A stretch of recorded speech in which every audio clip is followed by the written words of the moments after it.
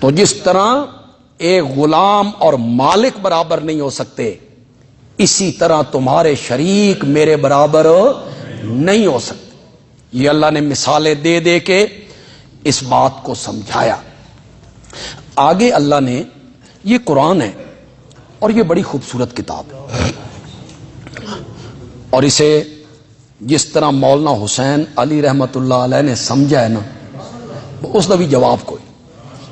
اللہ ان کی قبر کو منور فرمائے، ہمارے دل سے تو دعائیں نکلتی، اللہ ان کی قبر پہ رحمت کی برکھا برسائے، اللہ جنت میں ان کو اعلیٰ مقام عطا فرمائے۔ آپ میرے پیج پہ دیکھیں گے کئی قسطیں اس کی آ چکی ہیں، 6 قسطیں تقریباً آ چکی ہیں، ہاں جی 7 قسطیں اس کی آ چکی ہیں۔ میں نے مولانا حسین علی رحمت اللہ علیہ کا تعارف کروایا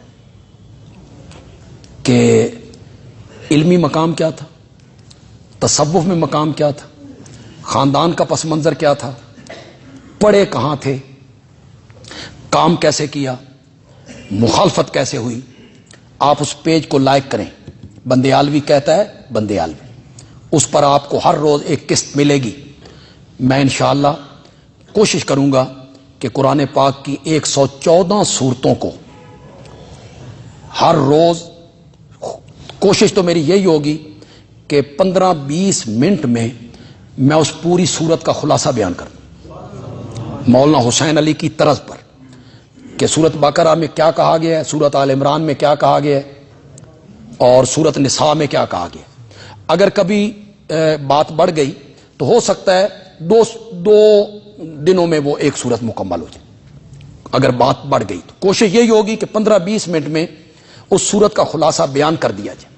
تو حضرت صاحب کا جو انداز ہے تفسیر کا، وہ میں اختصار کے ساتھ انشاءاللہ پیش کروں گا۔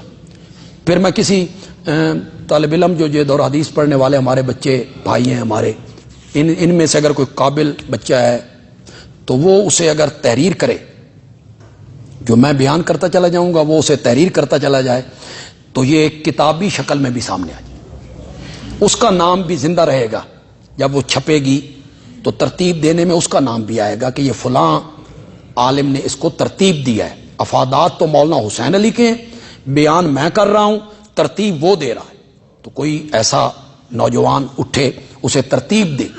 تو حضرت صاحب کا جو انداز ہے وہ بڑا خوبصورت انداز ہے۔ جب یہ مثالیں دے لی نا کہ جس طرح غلام اور مالک برابر نہیں ہو سکتے، ایک طرف وہ ہے جو بے اختیار ہے، کسی چیز پہ قادر نہیں، ایک طرف وہ ہے جو مالدار ہے، دکان کا مالک ہے، فیکٹری کا مالک ہے، یہ دونوں برابر نہیں ہو سکتے۔